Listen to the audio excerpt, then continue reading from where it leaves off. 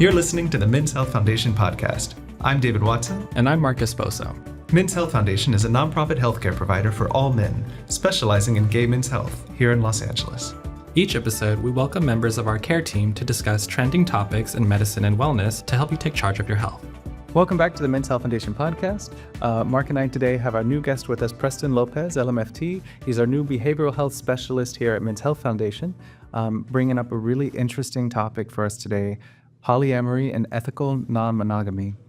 Preston, I wanted to first welcome you to Men's Health Foundation and welcome you to the podcast. Thank you. It's really nice to be here. I've been listening to the podcast. Thank you. So it's nice to be here and actually join you two in conversation. And I wanted to ask you too, coming to Men's Health Foundation, before we get into the polyamory of it all, what brought you to MHF, and tell us about your background that, led up to this point. Yeah, thank you. Well, I got my degree in marriage and family therapy back in 2011. And at that point, I was working at a nonprofit. I was doing residential work at a place called Boys Republic. So I was working with adolescents. These kids all came out of juvenile hall and were all wards of the court. So it was a difficult line of work, but I loved it. It's where I really got I kind of like cut my teeth, so to speak, in the profession. Really learned a lot. I took some time away from counseling and the clinical route and did some various things. I worked with the Humane Society, Pasadena Humane Society. Cool. Shout out. And worked a little grocery co-op, did some various things, did some traveling, did some lockdown. And then I decided to get back on the clinical route. And so for the past 4 or so years, I've been doing therapy again. And much of that has been in private practice. So I'm coming primarily out of a private practice setting. And that was a great situation. And it also was kind of isolating. Yeah, tell us about it. Yeah. And so I was working at home remotely, seeing all my clients via telehealth. And I'm just really excited to be part of an organization, part of a team, again, and particularly one like Men's Health, where I can be a fuller version of myself, right? And embody and express and celebrate my queerness and in a way that I know is also welcomed and celebrated. So. Oh yeah, great. Absolutely. Yeah. I mean, before we started talking here, I know the three of us were just talking about that and just, how much we appreciate that at a place like Men's Health, which is, I think one of the things that we also try to make as part of the experience for the people that come here, of course, is to make sure that they feel that kind of safe space vibe. Yeah. And I love the well-roundedness of the experiences you had leading up to this. I think that would help you just have a richer perspective. Yes. On, Thank you. all those experiences that come your way. Well-rounded. I like that term. I've kind of called it meandering at times, but I like well-rounded. It is. So, you came to us with this, suggestion of the polyamory and ethical non-monogamy, which I thought was a great thing to discuss maybe here on Valentine's Day. We're thinking about relationships and the ways that those can be happy and healthy and exist and what's possible. The first thing I wanted to ask you is just your experience, as a behavioral health or a mental health professional, helping folks, who are curious about this or experiencing this, just so people get a background of how you came to or how you kind of come across this kind of experience. Yeah. Well, as I said, I'm a marriage and family therapist, right? Okay. In my training. So I basically am trained in helping people navigate their relationships, right? Build healthy, sustainable relationships, communicate well and effectively.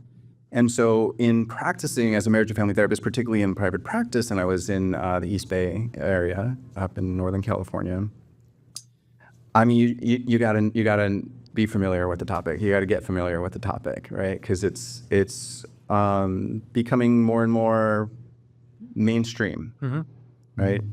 And so it's I've helped a lot of people who either are already practicing polyamory or ethical non-monogamy, and or people who have been in sort of long-term monogamous relationships and who are then looking to open up and explore what that might look like and feel like for them.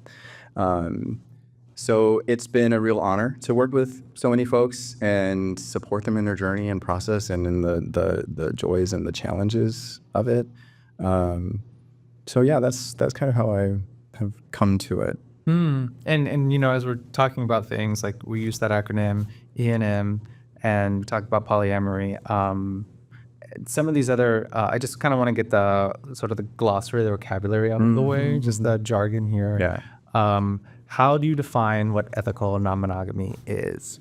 Great. Yeah. So my framework or understanding of it is that ethical non-monogamy is sort of the umbrella term, right? It's an alternative relationship structure to maybe a more traditional monogamous frame, right? That says one person, we commit, we're together, and we expect one another to meet the romantic, sexual needs that I may have, right? Ethical non-monogamy says, hey, that's great, but that doesn't work for me, or that doesn't work for everybody. So we're going to explore alternative structures. So, right, then there's polyamory, which is a really common term, which typically I think most people understand as being somebody being open to multiple romantic relationships, right? There's like an open relationship, right? That's a form of ethical non-monogamy as well, which is typically more like, hey, I have a primary partner, and then we're open to fun and or casual experiences on the side, but typically we're not having a more like romantic, committed relationships out here, right? It's more like this is our primary relationship. There's other forms, right? Like there's relationship anarchy, which you may have heard of, which is super fascinating and interesting framework where basically people say, hey, I don't put any kind of priority on any particular relationship, right? So I look at all of my relationships with all humans as being equally important and valid, and I want to see myself as being part of like this web of relationships as opposed to like having any kind of hierarchy. Yeah. Exactly. Yeah, so those are some of the common terms. You'll hear things like solo poly, right, where somebody's like, I live independently. I live alone. I don't have like a nesting partner that I build and settle in with, but I have multiple romantic partners throughout in my life. So that's another framework that we'll often hear about. It's so interesting because I feel, to me, I mean, there's a propensity to think, oh, this is like such a modern concept. Then I also think about, I mean, from what I understand, and I'd love your insights on this, Preston, just, how far back we know that this is something that people have been doing, and to get a sense of, I think sometimes when people think of it as something new, there's a sense, it's like, do we know if this is something that works for people that haven't experienced it yet? What would you say to that? Such a good question. I love it. One of the people who has really informed my line of thought is Kim Tallbear. She's an Indigenous academic and writer and lecturer, and she talks about monogamy, large part coming with colonization to the Americas, and that Indigenous cultures had very different frameworks of being in relationship. And so I think in a lot of ways we can trace non-monogamous relationships way, way, way back, right? And so a lot of times we will talk about non-traditional relationships, structures, but as if these are new. Right. Right, exactly. And that monogamy is like the traditional method.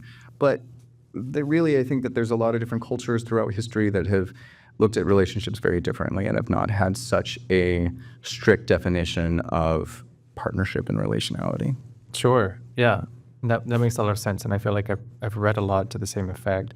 How about, coming up with the question of, who this would be a good idea for? I mean, I would assume it would be a good idea for people that are maybe interested in it, right?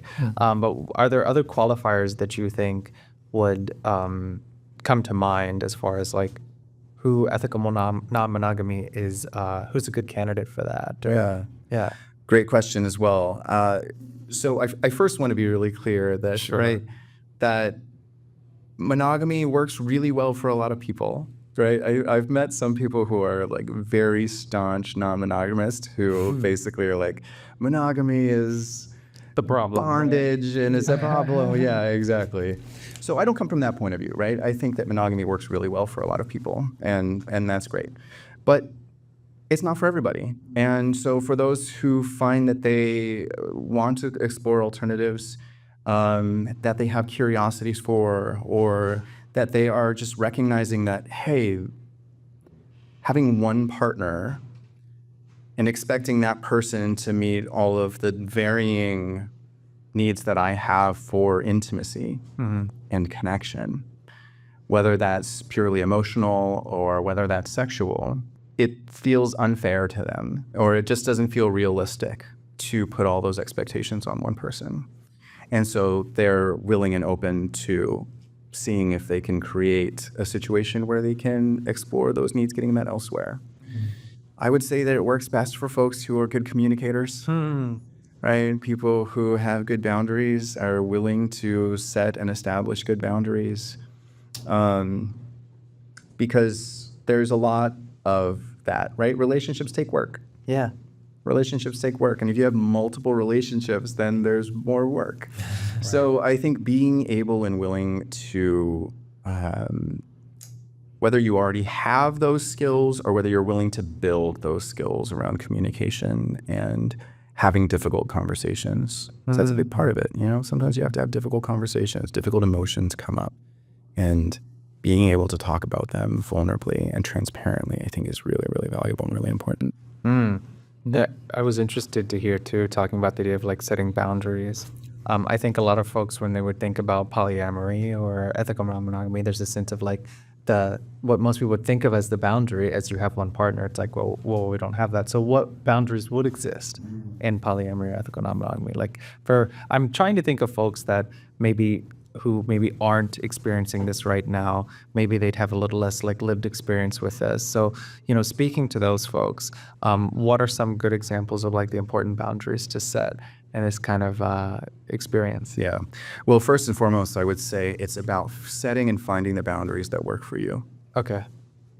Right? Easy enough. To me, there's no cookie cutter right way to do this, right? So different partnerships and different folks in relationship have very different boundaries and agreements, right?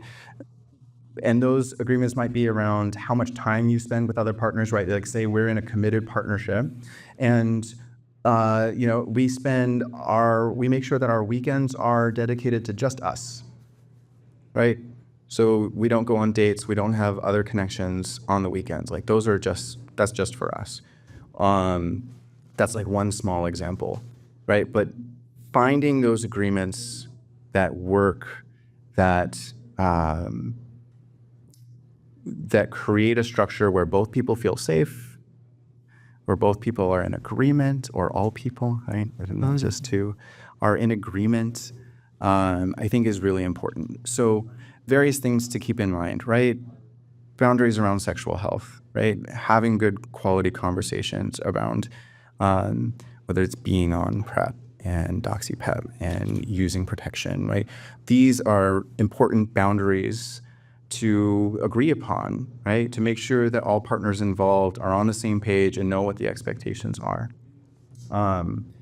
Being able to talk about, say there's a partnership that is starting to open up their relationship.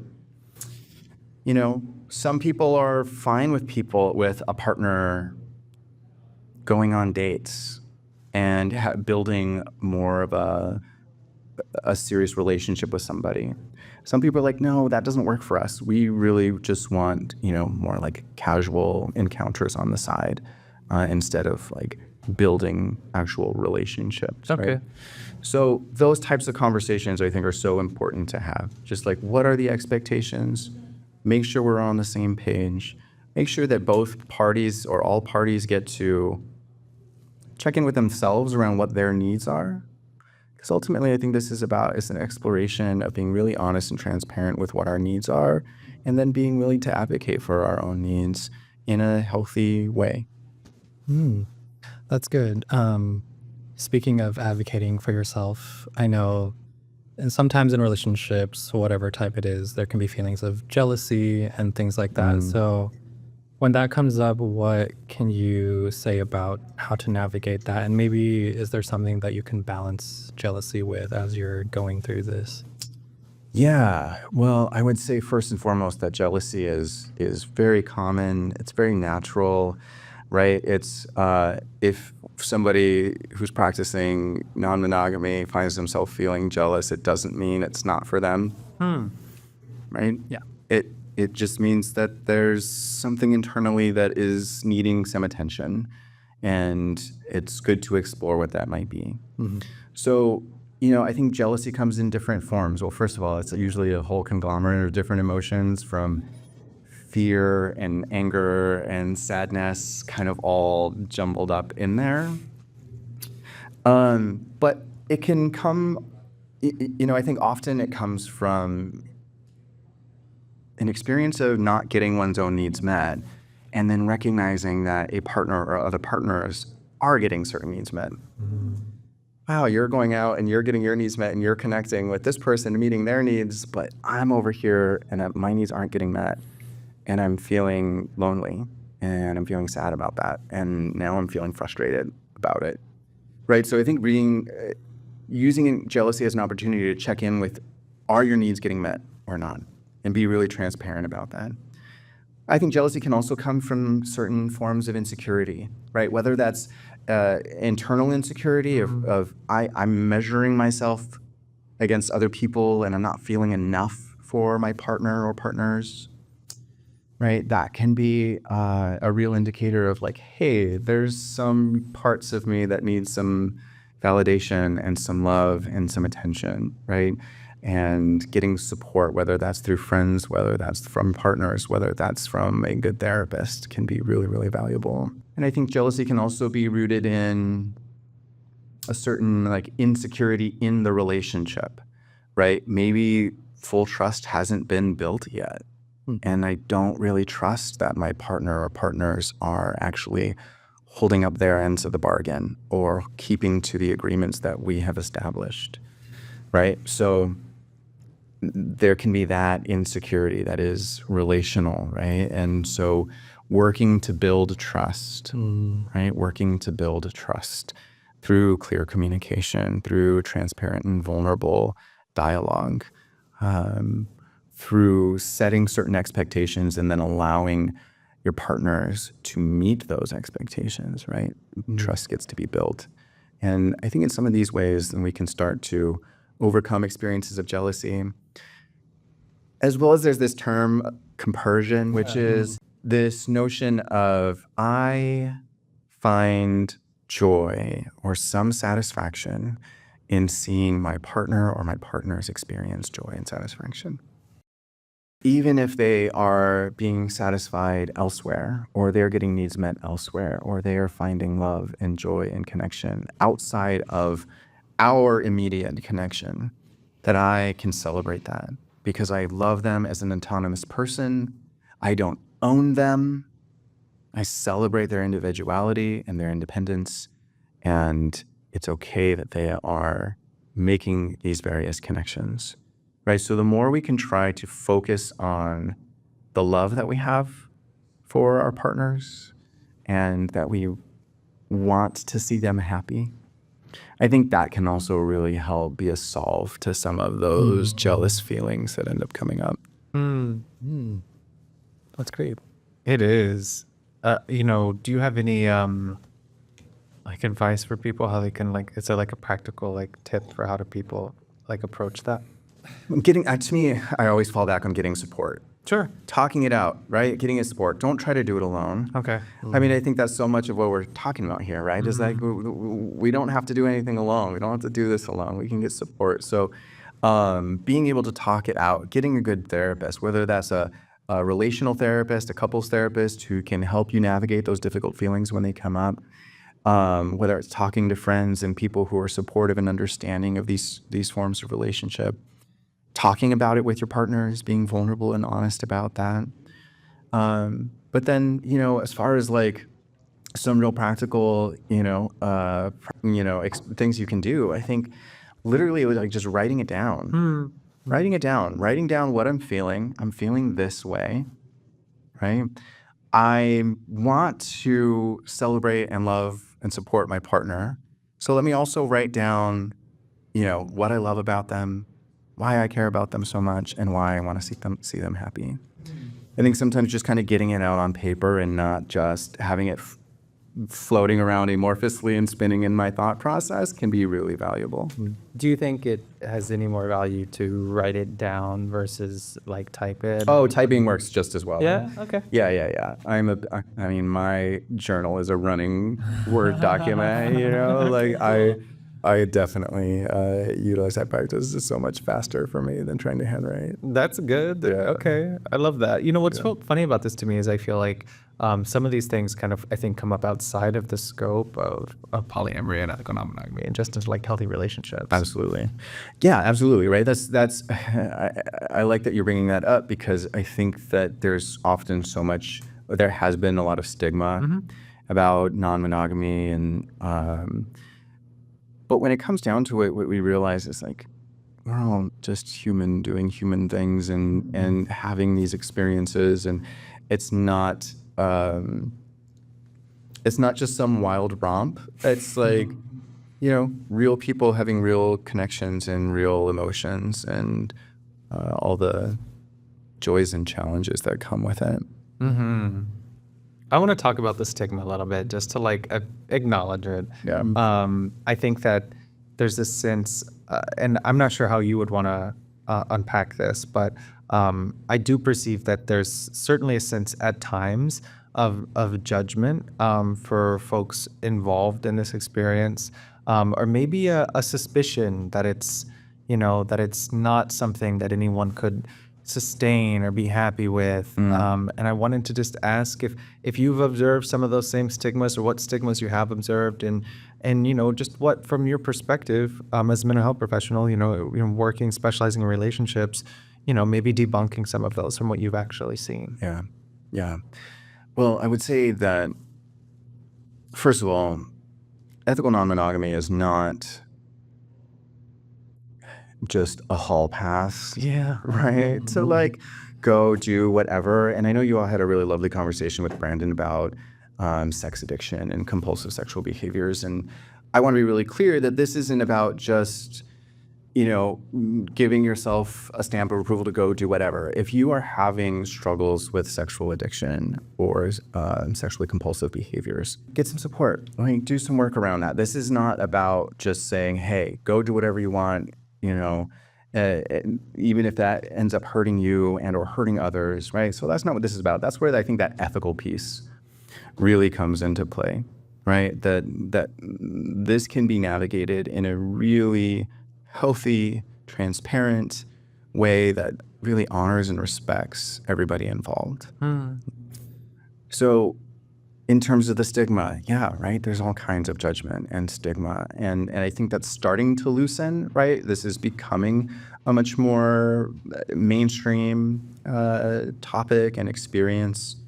But it's still difficult, right? Like sharing with family or friends that you are living a non-monogamous lifestyle can be difficult. That can be a really vulnerable conversation, right? It's a form of coming out.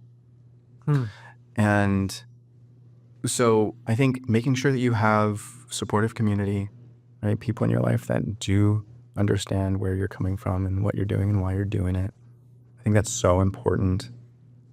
And then knowing that, yeah, there probably will be judgments that come along the way, right? People who don't understand, people who don't think it's sustainable. But I think more and more people are finding, especially as there's more and more resources and there's more and more open conversations and there's more and more people who are experienced living the lifestyle and can support and mentor others who are now interested in it. I think that we can build, and I've seen people build really healthy, sustainable, polyamorous, non-monogamous relationships. I wanted to ask about this notion of one of the things that we had talked about before we started this episode was the idea of like emotional labor. And I wanted to ask you about that just so I can like better understand it, because I think it's really interesting and how that could maybe apply to, ethical non-monogamy, but also like all relationships. It's a phrase that I'm not super familiar with. So I wanted to ask you about it. Yeah. I see this a lot in different relationships in different ways, right? Where one person is able and willing to, let's say, initiate a difficult conversation. Okay.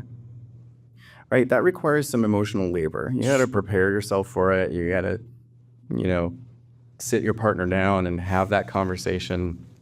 That takes work. What happens a lot in relationships is that, one person is often more willing to do that than another. And if that is the case, it can create this real imbalance, right? Where one person is sort of carrying the burden of having to, hey, we need to talk about this, right? Hey, this is what I'm feeling right now. This is what's going on. I really need to be heard right now. Can we have this conversation? And the other person might have a little more of avoidant tendencies, right? And what ends up happening, particularly in poly or non-monogamous relationships, is that the person who plays that role often plays that role in many different relationships, right? It's kind of how they orient themselves in relationship, and it can lead to burnout. It can lead to burnout and a real imbalance in the nature of their relationships. So I think when you're picking your partners, right, when you're exploring a relationship with somebody, trying to sort of suss out if this person is able to meet you there, is able to have these types of conversations with you. And then if you start finding that there's an imbalance in those types of dynamics, right, to be able to like, hey, how do we reintroduce balance here?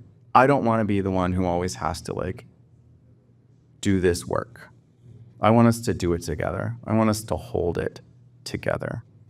Along those lines of like making sure that you are not taking all of the labor, emotional labor in the relationship, practically to, let's say if someone has never been in a polyamorous relationship and they're wondering of how am I supposed to manage my time for others and for myself, and how can I prioritize everybody in an equitable way, including myself, so that I don't get burnt out? Yeah.